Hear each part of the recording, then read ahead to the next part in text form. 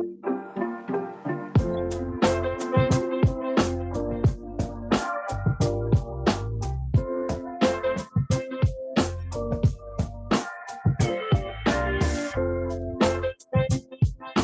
right, and we are live. And welcome everybody to The Big Picture. We're going through a technological advancement this week. So if there's any difficulties, I apologize in advance. But yeah, Robbie Chrisman and the Chrisman Media team taking things to a new level here with The Big Picture. And yeah, hopefully we make it through okay. So here we go. But Rob, good to see you. Good to see you too. Any post MBA annual travel, or what have you been doing since MBA annual? Just living life. Living life. There we go. And dealing with grandkids and odds and ends, and trying to get a little exercise. And in a couple of days, I head to Texas for the TMBA event. Oh, I'll be there. Really? Yeah. So, yeah. I get in Monday morning, and then I think I'm leaving Wednesday morning. So, yeah, I'm sure I'll see you there. It'll be fun. Yes. Awesome. And I am Rich Swerbinski with Onward and Upward Consulting. This is The Big Picture. Sorry for the kind of uneven start today. We're sandboxing some new tech, and wasn't sure really what the hell was going on until a minute or two ago. But the good news is this week we are super pleased. We joined special guest co-host this week, the Vice President and Divisional Sales Leader for CMG Financial. It is Natalie Overturf. Natalie, great to see you, and thanks for joining us. Good to see you guys. I just saw Rob not too long ago. We're at the Idaho Mortgage Bankers Conference. Yeah, the Pacific Northwest. Yes. Yep. Good old Boise. Boise, Idaho. There we go. So be a fun show today. Interested to get Natalie's take. Is leading one of the biggest divisions, one of the biggest IMBs in America. Just a competitive climate. It's been, a crazy few years in the mortgage industry, and yeah, just interested to get Natalie's thoughts on all the things going on in the mortgage industry. So, but Rob, would be remiss, of course, the Fed meeting yesterday, and your guy Jay Powell, he cut, but then spent like 18 minutes just dousing everything. I mean, it was the most depressing rate cut speech I've ever heard in my life, and I watched pretty much all of them, sadly. But Rob, of course, I go to you to get your thoughts on your guy Jay Powell's comments yesterday, and the Fed rate climate in general. Well, yes, the rate cut was fully expected, so there was no surprise there. And for those of you who didn't watch the speech or pay attention to the news, what's going on is the big news, I think, was the Fed intending to change its policy of balance sheet runoff, ending that, but it'll still let the portfolio of mortgage-backed securities mature without replenishing them, and any funds from mortgage-backs, or I should say mortgages, paying off early, or whatever, money maturing, for example, will be invested in treasury securities. And I think that was, I don't know if that was a surprise necessarily, but it kind of set the mortgage-backed security market back on its heels somewhat. And it'll allow the Fed to maintain the overall assets that it owns at a relatively even level, but mortgage-backed securities will diminish somewhat. So it'll reduce the Fed's exposure to mortgage-backed securities. And like I say, I think that kind of set mortgage-backed security investors back a little bit. Mortgage rates actually went up after the news, and I think that was puzzling to many. But that's basically the reason. And other people said, well, mortgage rates have been coming down all year. It's okay that they go up a little bit, which I tend to agree with. Markets are like that. But if I'm Jay Powell, it's like, Natalie, we'll pick on you here a little bit. If Chris George contacted you and said, Natalie, we're going to be replacing you in 2 or 3 months, but just Just ignore that. I mean, how can anybody really work in that environment? That's tough. So It's tough. It is. It's very Yeah. political, and I do feel like a lot of this is a little political, kind of like, that's my take a little. On both sides, yeah. How long till Trump takes over the Fed, Rob? And more importantly, I mean, Very sure. gotta be soon, right? I mean, I felt like we couldn't fire him for like 8 months, and it's got to be down to like 5 now, right? I mean, how long till? So get all the Trump people in there. Let's get rates lowered and let's go to town. Come on. I think April. Let's lower the rates to 0. That Pulte wants to. Pulte proposed we're lowering them to 0. I think Trump has too. That might be a Sure. little crazy, but, Why not? Yeah. I mean, I'm sure there's much smarter people than us to explain why that's maybe not sane, but Well, I mean, to be we know it's tad not more, a tad more aggressive maybe than they have been, but I know they're balancing a lot of data. But Trump now controls the labor data too, so just a little bit longer till we're in the clear is what I think you're saying, Rob. No, in the clear. I don't know what the natural or the obvious overnight Fed funds rate is. I don't know if anybody exactly knows what it might be. Probably 2 or 3% or somewhere in there.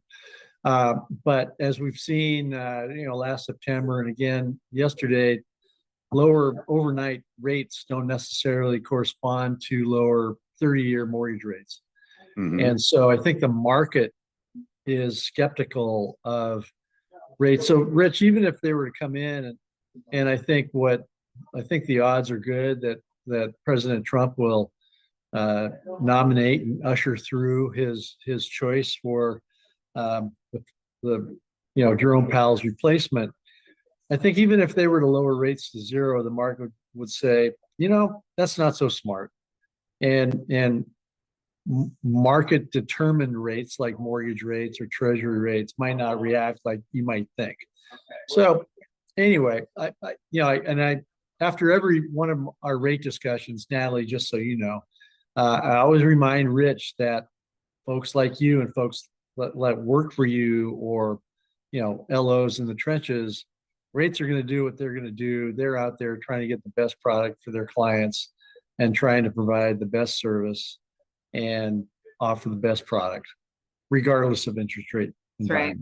Well, yesterday we had the OB outage because of the Azure going down, right? So you had pricing changing, OB was down, it was very chaotic. Not a lot of fun in our world yesterday. Rates popped up. So how do you handle something like that outage? Well, we did manual. You just go to a manual lock. People just email in what what they need to do if they were trying to lock in. So timing was terrible, just really, really bad. So but we just did it all manually, and you just do what you got to do. And once again, technology is not infallible. So I wonder what the real story behind that outage was. I guess they're probably not going to tell us, but we'll see. It's a little unnerving when these big. It is very unnerving. We're in North for a realtor event here yesterday and today, and like she was flying Alaska, their systems went down for passenger check-in, so her flights were delayed getting out. So just the global implications of something like that happening, it is a little unnerving. And it should be noted with our uneven start today that this show is sponsored by our great friends at Depth. And let's just say it plainly. Listen, if you are a service provider to the mortgage industry that is looking for better exposure, more business, a classy group of professionals to help manage your communication strategy, brand management, public relations, the fine folks at Depth, when I see them in action at conferences like I have these last few weeks, just always reminds me what pros they are. Carrie Milam, Leslie, Collie, Lindsay, Neal, great people. And if you're looking for a little help, Depth, the place to go. So I forgot to work that in the beginning. And, we love us some Depth here on the big picture. So, hey, Rich, I've got a question. Mm-hmm. Given this new, Natalie, sorry to drag you through this. You're all right. I'm enjoying it.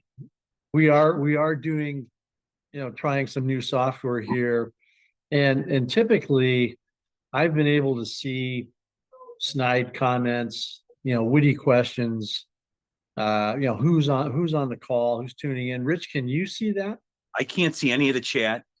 So if Robbie or any of the other Chrisman overlords, can help us with the chat. I'm just on the Google Meet, but we're on Zoom evidently. Hopefully our faces aren't red. It would look. Somebody will tell us afterwards. Yeah. So now Robbie, you got to airbrush. I'm getting old. You got to airbrush that shit out. I'm sorry. Yeah. So, but normally, Natalie, I can see when somebody says, "Oh, Rob, did you lose more hair in the last week, or you gained a little weight, Rob, or Rob, you don't know what you're talking about." But in this software, I can't. So it's who knows what they're saying. Yeah, exactly. It's kind of nice. Yeah. So if you're making comments in the chat, bliss, as they say. We can't see them right now, so maybe we'll be able to. But Rob, one last thing before we dig deep with Natalie on all things retail mortgage banking in America. Have you heard anything? The LLPA cuts, any of your well-placed sources, LLPAs, G fees, anything further on that? We know they're looking at that. You can look at it quite a bit. I think last week we talked about, and just for Natalie's benefit, when loan level price adjustments are put in place, they're not typically put in place willy-nilly. There's oftentimes a reason.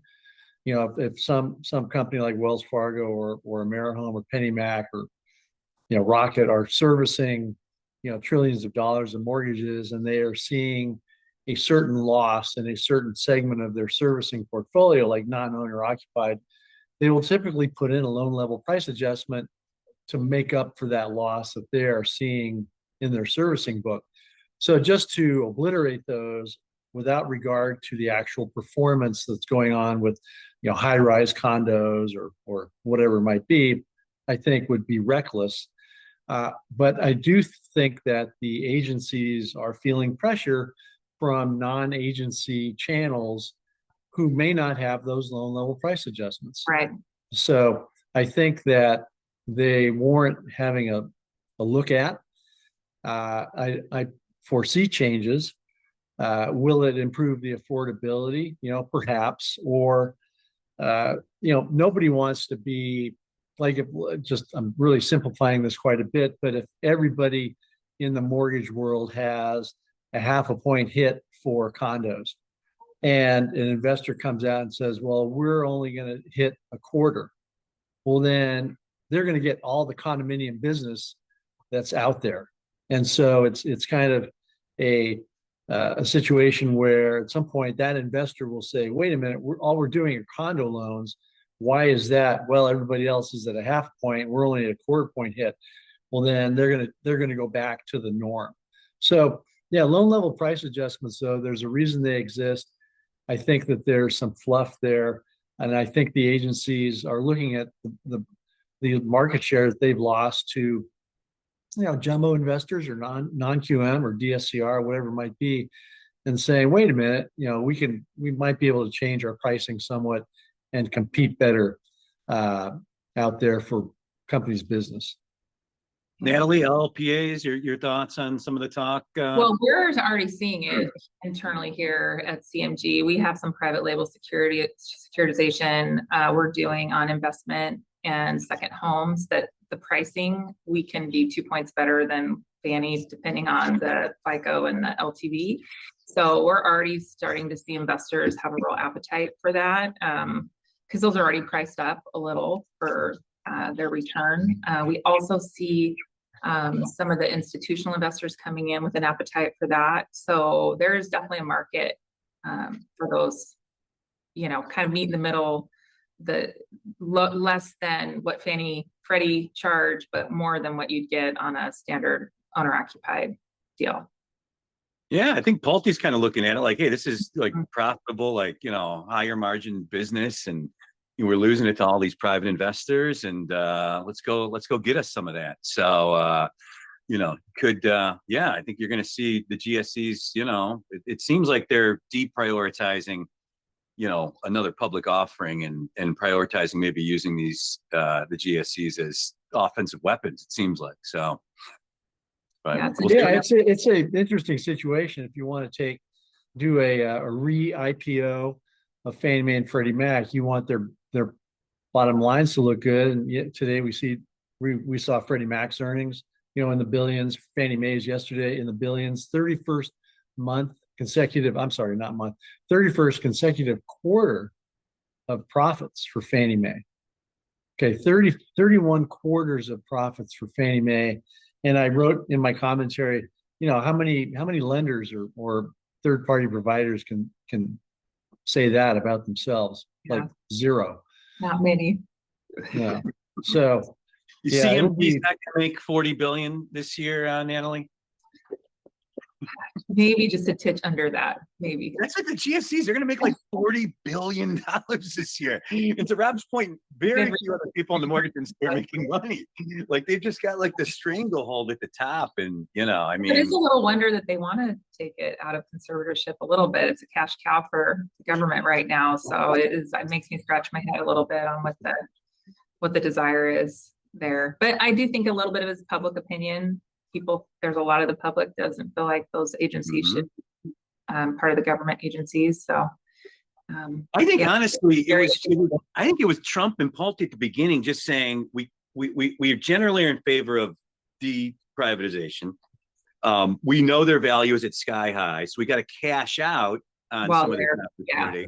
Then they looked into like what actually you have to do to cash that out. You're like, oh, wait a second. Maybe not. Like, hey, we could just keep these on here and we do all this cool shit with them. It seems like is the thinking, but who knows? So it could change tomorrow. Change tomorrow. This administration. So Natalie, how did you, we as everybody in the industry likes to say, nobody goes through grade school and high school and beyond wanting to be in mortgage banking. How did you achieve where you are today? What did you do after high school? Well, I went to college right out of high school. Thought I wanted to be a lawyer and made it about, my path was very zigzag. Made it about almost 2 years in college. I was just telling Rose for this story. I went through a super bad breakup with my boyfriend. And I was just tired of being a broke college student. I decided to drop out of college after 2 years. And I just saved some money and go back to school. And I got a job as a temporary receptionist at US Bank's mortgage department in the early 90s. And in 90, if you think back, 92, 93 is right when rates were coming down from the highs, the late 80s. And so they had a little refi boom and they needed a processor. And so I moved right into processing. And 6 months later, I met Galvin Ray Birch. I'll never forget her name at Pacific First Bank at a realtor sipper. My loan officer had taken me with him to introduce me to all his agents. And she's like, you're in the wrong job. You should be a loan officer. So I literally moved into being a loan officer like 9 months after I had college. And so that was a different day, I would say, in time. And I hit it kind of right at the right moment where there was a lot of loans to practice on. I got a lot of things wrong. I got a lot of things right. But the one thing I did not realize starting in my early 20s is that rates go up. Nobody told me that. So in 94, if you remember, rates went into the 9s and I'm like, holy cow, what just happened? And I hadn't saved any of my money. Luckily, I was still single and no kids. And I had a really good girlfriend that was a broker of a real estate office in Vancouver, Washington, which is outside of Portland. And I moved and took an in-house real estate loan officer job with John L. Scott. And that's kind of where I really started. I feel like my second phase 2 of my career, where I really started focusing on realtor and developing relationships, and been doing mortgage ever since. I mean, that was the start of my journey. So I definitely started, at the very beginning of the kind of the entry level position. And here I am today as, VP of a division. And it's been a 28-year journey, right? So a lot of years to get here. Do you wish you'd bought real estate everywhere you worked? Oh my gosh, I'll tell you what, like we definitely got, had opportunities to buy real estate along the way, but not as much as looking back now, I wish we had done more.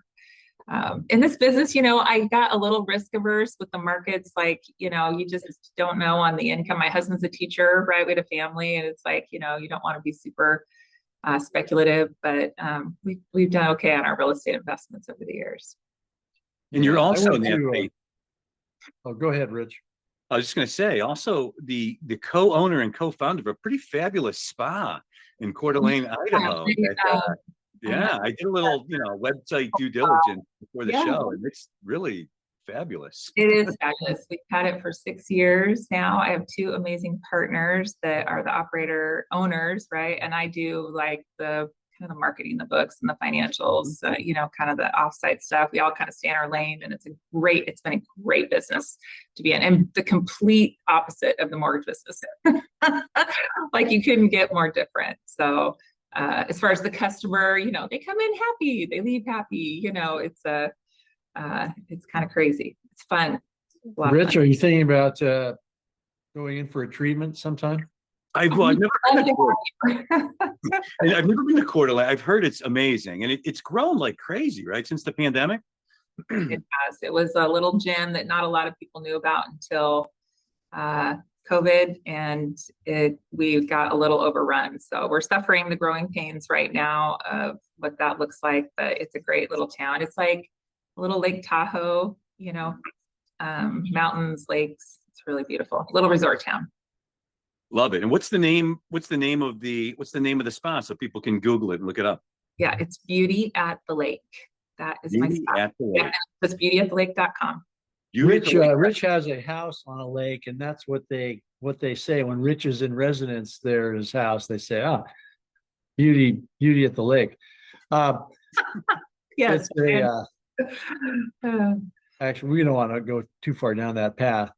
But when you are dealing with, it's not, how much of your daily life is dealing with borrowers? You're overseeing a territory, right? Yeah, so my division today, we've grown a lot. So I am tracking to close. I think I'm going to close 520 million this month. So I've got a lot of originators underneath that are working their butts off for that volume. So I think I'm right about 250-ish loan officers in my division today. So I don't really face borrowers unless there's some type of customer issue that only the bad stuff gets to me. Typically, I'm not talking to the customers for, the occasional servicing issue or whatever you might have. So, right. Yeah. So borrowers, realtors I talk to a lot, but not borrowers. Yeah. When you get to your level, I would think a good day is when you don't hear a single borrower's name. Yes. And I will tell you, when you build your machine right, that's the way it should be, right? Things get taken care of at the line level. It doesn't have to get escalated, and you don't have to get involved. So focus on you have all these originators. If you had to pick the top 3 attributes that you've seen in your 28-year history and of the successful originator LOs that are in your division, can you pick what is there a common trait that you see? 100%. I actually have those I can answer those because we were just talking about that at my last sales meeting. Number 1 is mindset. Like there's just no 2 ways about it. Like the people that are willing to grind and stay above it and not get into the doom and gloom, and that can just stay focused on moving the needle in their business, stay positive, take care of themselves. It's part of the reason I love owning a spa. Kind of holds me accountable to self-care and making sure I'm doing the right things, because health kind of leads everything in my opinion. But mindset is huge, I think. And I'm not talking like sitting and meditating, I'm just talking about staying positive, surrounding yourself with the right people, having the right team around you is a big one, I think. Number 2, a lot of our really successful originators have found a niche in the market. Like they're, the saying, there's riches in the niches, right? So they, it's not like they don't do all kinds of loans, but like, we have our all-in-one first lien HELOC product. That's a big proprietary product for CMG. So I have some originators that are crushing it with that product, right? They're doing other loans, but they've also made in fact, I have a gal in Seattle that closed last year. I don't know where she's going to wind up this year, but last year she did 50 million just in all-in-one product, right? So she's created a real niche for herself. We have some that do builder, new construction. We have some that, do first-time home buyers, whatever that is, they've found kind of their niche where they can dig in and be the expert. And then last, I think, is the database. They have stayed in contact with their clients. They're game ready. Like when rates drop, they know like they've got a strike rate with their client. They're reaching out. Like Danny Meyer, he's our #1 originator in our division. I think Danny's been closed 30 million personally this month in production in October. And he locked like 32 refis on a Saturday. Like he just went in, he had his clients ready. He was just banging them out. So to me, those are like, if I had to pick 3 things, that would be it. Okay. One other question I have before Rich takes the center stage here Okay. as beauty at the lake. I love the PR for my spa, so say it as many times as you want. Well, I think you should have Rich's face on your marketing material. Not with not my face or Lake Erie. You're better off Idaho and Natalie. Yeah, trust me. This issue comes up time and time again. I know there's some people on this call that I've asked about compliance and regulatory issues, and how much do the rank and file originators care about changes in regulations or changes in compliance, or is that kind of an afterthought? They just hope their compliance department tells them what to do, and they don't follow trends in that sector of the business? Yeah, I would say that really varies from originator to originator. I'll start there. I do think it's leadership's job to inform them, making sure you kind of filter the message where they can metabolize. You don't freak people out about compliance, and you don't take the craziest approach out there. Everybody needs to be compliant, and I feel like we do a really good job of not managing to that lowest common denominator. That's really where I think you get in trouble with originators, and you start, you're going to take the most conservative and extreme stance on every issue. It's just can be tough. So I think originators today, for the most part, are very aware of RESPA and LO Comp and, kind of the big ones. Sometimes we run up against UDAP and different things that they're, maybe haven't run into before with something on doing their website or different things. But I think for the most part, most LOs are willing to be compliant. They don't want to get in trouble and, are pretty good stewards. Okay. This is the big picture, presented and sponsored by our good friends at Depth. If you are a fintech that needs your story told, Depth, the team to do it, depthpr.com, or get a hold of Rob or I, and we'll get you connected with Carrie, Leslie, Lindsay, and the fabulous crew at Depth. So, Natalie, the competitive climate, it's been a few tough years. The big IMBs have gotten bigger. We've seen a lot of consolidation in the industry. What's it like right now? Just, being one of the big faces for one of the biggest IMBs, in the market, and recruiting into that. Well, I think there are some real advantages with scale. So I want to start there. I never have aspired to work for a top 5.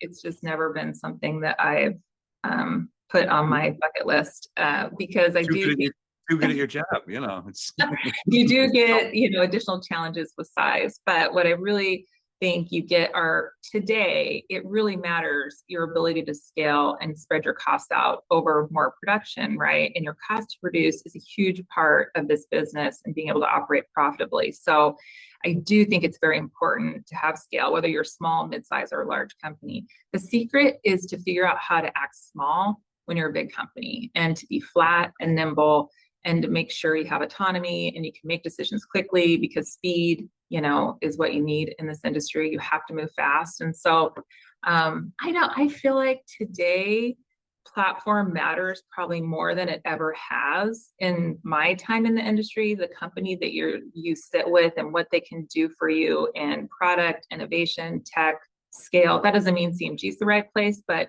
having a company that can invest, the cost of investment into technology is massive, right? And Chris George said something I'll never forget on one of our all hands calls last year, where he said, technology is like painting the Golden Gate Bridge.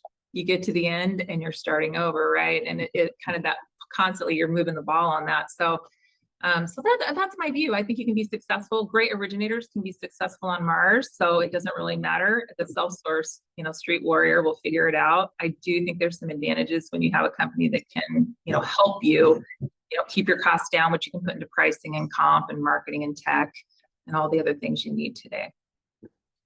The broker side of our business basically doubled market share since the pandemic, about 24, 25%. Have you been able to, a lot of LOs have left to go the broker route. Have you been able to insulate yourself from that? Your thoughts on the rise of broker market share in the industry? Yeah, I actually think, I actually worked for a broker for a short time in my early career. I think the broker channel is good for our industry, quite honestly. Competition is good for us and creates innovation, and you have to be competitive. So I do think there are some good things about the broker channel. I think the models are so different today that an originator that's attracted to me and my team and my tribe and my platform isn't going to be the originator that's going to want to be on the broker platform. So we really haven't lost. I do not, maybe one or two, and we're usually our lower unit originators. I have not personally at this point, I'm knocking on wood, lost anybody that's doing significant volume to a broker. Part of that is control. And the reason that I was attracted to the IMB platform is I like the servicing. I like the in-house underwriting. I like to have everything inside. Now, I know some very successful brokers that they have figured it out and they have those relationships, but I do think you're still one removed from the person that's writing the check to fund that loan. And, sometimes you need the special decision or the special favor. And I think that's a little tougher in the broker world. So my preference is IMB, but I have a lot of friends that love working for a broker. So it's very different models today. And then how do you view like banks and credit unions right now, just competitively, as competitors? I think, they're the steady eddies of our industry, right? They've got the low cost for deposits. They can beat you on rate, but they're in a tight box. And so actually, if you look at, I was just looking at who's NBA's economist, Mike Frantantoni, is that how you say his last name? His last stat was like 70% of purchase businesses go into the IMBs. So the banks have really lost share because they can't, they're not doing non-QM. They're not really working outside of the box. They don't want to do anything and there's a lot out of the box right now, right? A lot. So we need them because they fund our warehouse lines. There are some things you need them for. And like I said, creates competition in the market. And I always think competition is a good thing, but it's a different lane than we drive in. Yeah. And last question for me, just in the kind of competitive climate part of it, in the recruiting world, any emerging trends in what originators are looking for out of a lender? Well, I always laugh. Originators want everything. They want price, they want marketing, they want comp, they want highest comp, lowest rates, best marketing, best technology, right? So I think that's a common denominator. I think what I have found, and we've grown a lot this year, and the recruits and the people that I've been able to hire, they're looking for someone to invest in them and help show them a future, right? Like a vision for them, not the company, not my division. What's the future for you and how can I help you get there? And so I do think companies that are investing in, internal, I run a coaching program inside of my division that I do. Just, it's not a company program. It's something that I do weekly. I do a call with my team, and those things set you apart because most companies, I would say, aren't doing those kind of things where they're taking those extra steps to work with their people, help them reach their goals. And top originators are looking for that today in a different way. Absolutely. So P&L model versus corporate model, a big, obviously debated thing in the industry. It seems like things have gone way more P&L these last couple of years as things have gotten more competitive, but I would cede to you on this. Well, I have both in my division. I have some, we call them partner branches. So I have both. What I would say I think they're both good models. There's a right team for the P&L model and there's a right team for a retail corporate model, and they're different, right? And what they want is different. And I feel like we are very consistent in the standard, and the expectation around profit and, how you run the branch. So, I have some teams that have always been on a P&L type model, and, we weren't going to land them unless they came in under a P&L model, and we hired them and it's worked out great. And I have people who are just as successful running on a retail model. I do think there's two things I would say on that. Number one, I think more companies are going to try and press on the P&L because it forces profitability in a different way than a corporate structure, right? And so that benefits the company, not necessarily the originator, because I do think the retail model can be a little kinder in a down season. So you're just not hit with, those negative, losses, that accumulate in a tougher season. So, but you also are capped on the high side, a little bit. You don't get the full upside. You just don't get the full downside. So it really depends on the preference of the team and what they're doing in volume and how they want to operate. But we can accommodate both models. How have you seen in the last several years the reasons why a loan officer or a branch might be looking around? Mm-hmm. What motivates somebody who's actually takes your phone call or takes a recruiter's phone call versus those who don't? Is there anything going on out there? Well, I would say lack of I think two things. Number one, usually it's support and leadership. I mean, that's always first, like local support and leadership, and how they're awfully, which sometimes comes down from corporate, sometimes not. So I'd say a lot of it's just the support they're getting and the leadership. The second thing is, I think people have been, and I think we've come out of that a little bit, they have been nervous about stability of certain companies and whether they were going to be able to make it through, and are they going to be around? So we certainly have talked to originators who are reaching out, like, I need to make sure I've got a plan B, if there was an event that were to happen. I do think, we hit hopefully we're through the trough and we're climbing back out, and we're not, going to be as pressed, but margins are still very pressed. There's a lot of companies that are still struggling to be profitable. And I have actually seen more this year. I have been shocked that typically the recruiting season starts, really in the fourth quarter. You're talking to people and you're hiring people to start before the beginning of the year, but we've really been steady all year long with hiring great, originators to our team, which is different. That's different. Usually it's not as consistent throughout the year. Usually it's right, first and fourth quarter. So that has been a little different this year. Interesting. Yeah, and I know that people obviously don't want to leave a pipeline. And Yes. As pipelines have increased somewhat for some lenders and some originators, they don't want to jump ship. So that is interesting though. And that's something that I've heard from others, is that Mm-hmm. if you give an originator, support and attention, and don't leave them out to dry, they tend to be more loyal. And it seems like if I were to ask you, how long has the longest tenured originator been in your division? How long? I have an Who's been there originator. the longest? Yeah, my team has been through 4 acquisitions together. So I have many on my team that have been with me since First Horizon days when Rosemary and I were there. So, I have people back from 2003 that are still on my team. So, I've got many from. There you go. Well, that still. says a lot about you. Well, I think it does speak to me, but it's really our leadership and our culture at large. Because we do, like you said, people are looking for investment and support, and we are a very high performing culture, and we kind of live by the 5 dysfunctions of a team, the book by Patrick Lencioni, the pyramid of trust, up to high performance. And so we've grown up. I think part of it, Rob, is we've grown up together in the business. When you've worked together for 20 years, you learn a lot, you fail a lot together, you kind of go through all the things. It's like a marriage, and you just get to a point where you got it figured out. And so that's, I think we're pretty special right now. I feel like our team is special, that we've really got a really amazing thing here. My credit leader, my ops leader, Rosemary and I, we've all worked together for 15 to 25 years. So it's, yeah.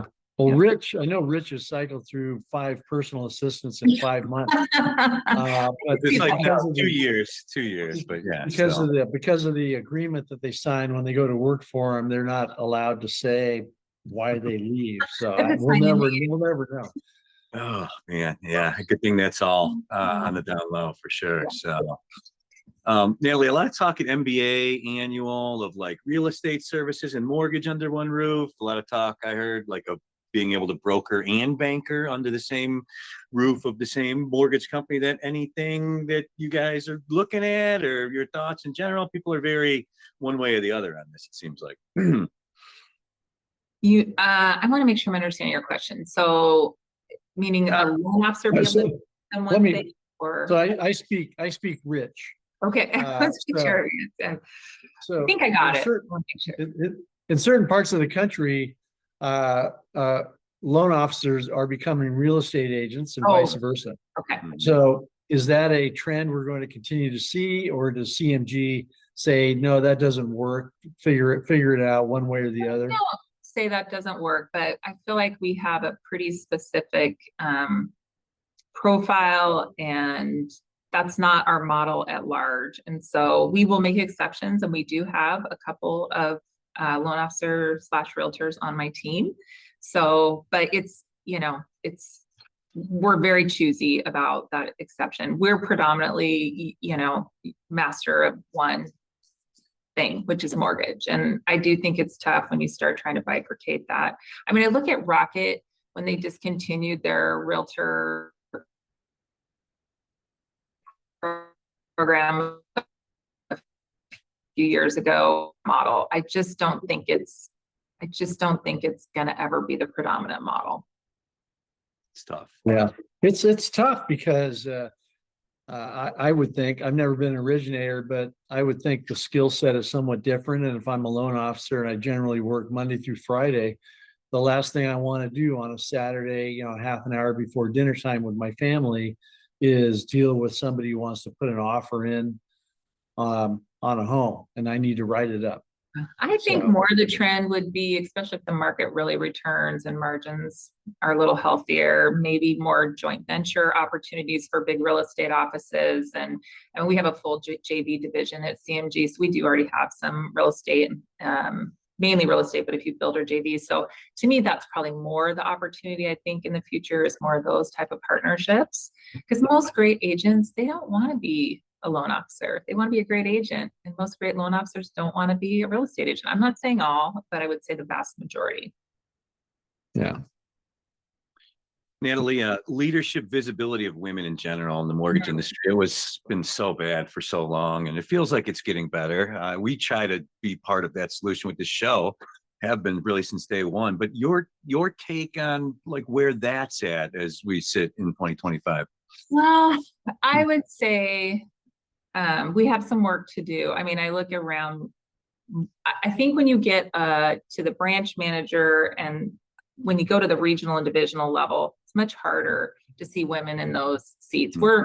I think there's 12 divisionals here at CMG. I think I'm the only female divisional. Now, once you get above me, we've got 50-50 men and women in the EVP seats with Rosemary and Tammy. So, but just that it's very tough and I think that's twofold. Number one, I don't believe and this people might not agree with me, and that's okay. I don't believe there's inherent discrimination happening here. I think it comes to, and I can just go by my own experience. There was an HP study done that showed that men are willing to raise their hand when they feel like they're 60% qualified for a job, and that they'll self-promote and say, I'm your guy. Women, do you want to take a guess on how ready we have to feel before we raise our hand and say, I'm your girl? 90, 95? 100%. Yeah. We have to feel like we're totally qualified before we say, hey, pick me. And so women, we need to get better at self-promotion. We do. We're not very good at it. Women, we want people to tap us on the shoulder and tell us how great we are. And men are just better at it. That's just a fact. I see it all the time. In fact, I think of an event I went to recently where I saw one of my younger sales managers tell my regional that he's gunning for his job. I don't have a woman that would have sat there and done that, right? So he's like been in the business for 6 years. I'm like, okie doke. So it is a real thing. So I think part of it is educating women, like this is the path, this is how you do it, and we need to get better at that. The second thing is we need more men to call it out, to say, hey, you seem like this would be a great path for you. Are you interested? And what can I do to help you? So I think it's twofold. Women, we need to figure out how to self-promote and raise our hand and be more vocal to ask for the seat at the table. And we need the men to say, hey, you know, you're qualified. Let's talk about what this looks like, either to be a branch manager. So, I mean, we found a lot of success with taking our successful younger females that have aspirations for leaders, putting them into sales manager roles, teaching them how to build a team so that they can grow into those branch managers. I have 2 on my team today that have done incredibly well, you know, going down that path. So you need a model for it to show them what it looks like, but it's absolutely possible. And it's good to have, you know, a diversity of viewpoints, men and women. We have strengths and weaknesses. I mean, I don't want to broad brush it, but there's, you know, women, we do some things better than men. So it's good to have women on the team for sure. And I'm attracting a lot of very strong female originators right now because they're looking for women leaders. So companies are missing out if they're not investing and looking for those opportunities. Very, very well said. And Natalie, we appreciate you so much for taking some time out with us to be on The Big Picture this Thursday. Thank you so much for being on and your awesome insight. No, I appreciate you guys both so much, and hope you have a happy Halloween. It's my orange today. Halloween. That's right. Halloween tomorrow. Yeah. Halloween plans? Do you hand out candy, or do you turn the lights off and hide in the basement? Are you talking to me or Rob? Rob. Oh, me. I thought he was talking to you. No. I'm not hiding in the basement. I've got a 2.5-year-old granddaughter who will be Rafiki. Okay, so you're going to be on the beat. You're going to be. I will send you, anybody who wants to shoot me a text, I will send them a picture of Cosette being Rafiki. It's like the cuteness scale goes bonkers. Natalie, your twin daughters that just turned 21, if I remember seeing correctly. My daughters just turned 21. They're in college. They're juniors in college. So yeah, their birthday's in October. So Halloween was kind of always a national holiday around our house. So I kind of missed it a little bit, but they're coming home for Thanksgiving, which will be fun. Walking around with the wagon behind them, some kind of adult beverage and a Yeti. Yeah, many years in Cleveland. So it's a lot of times like 28 degrees, and you know, but so I am not saying I missed that part of it, but I do miss some parts of it.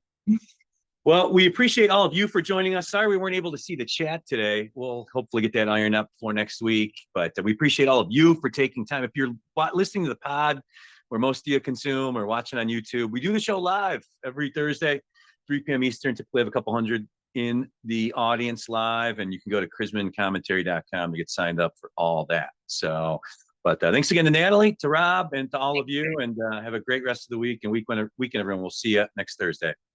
Adios. Bye, guys.